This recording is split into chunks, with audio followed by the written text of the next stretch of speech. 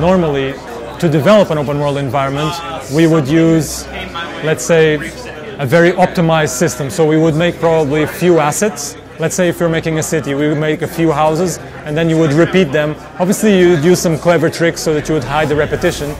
But in the case of The Witcher, in the case of CD Projekt, the environment team at CD Projekt, they just made everything by hand. It was just a crazy amount of custom-made work. The cities all look, because they decided on these cities, they're not supposed to be, there's no architect designing the cities, so they're supposed to be chaotic and the buildings are supposed to be not matching to each other and so on.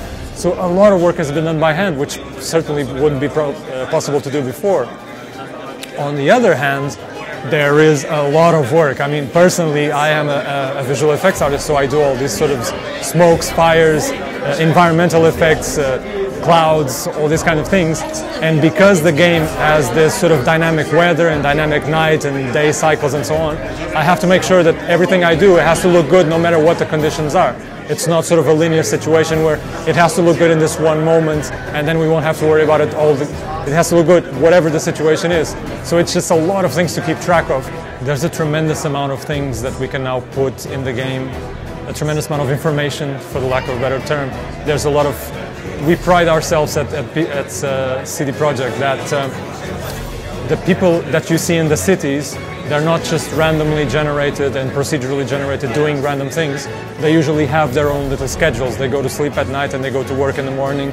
So they have their own list. So there's a lot of things to keep track of. And then of course there's the open world. The fact that we are doing open world allows us to have a lot of endings. We don't even call it endings, we call them world states, because when you reach the end of the main story, you don't have necessarily an ending, you have a condition that the world is in.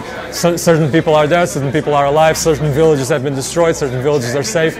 So there's a general condition that the world is in. And so far we have something like 36 different possible world states. So there's a lot of possibilities, a lot of information being processed at the same time. All the choices affecting things all over the world. And then of course you have to go there and see those effects. It's just a lot of information that certainly now it's possible more than ever now. I certainly was overwhelmed as a developer when I first realized the size of the map. One of the very first things I saw is that there's no way they will be able to populate this with enough, let's say, points of interest to keep the person entertained.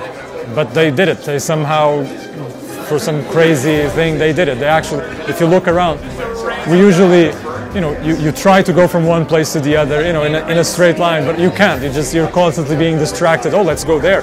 Oh, there's a monster there. Let's hunt it. Oh, let's the villager. Let's talk to it. You're constantly being distracted by so many things. It's really it's an overwhelming amount of work.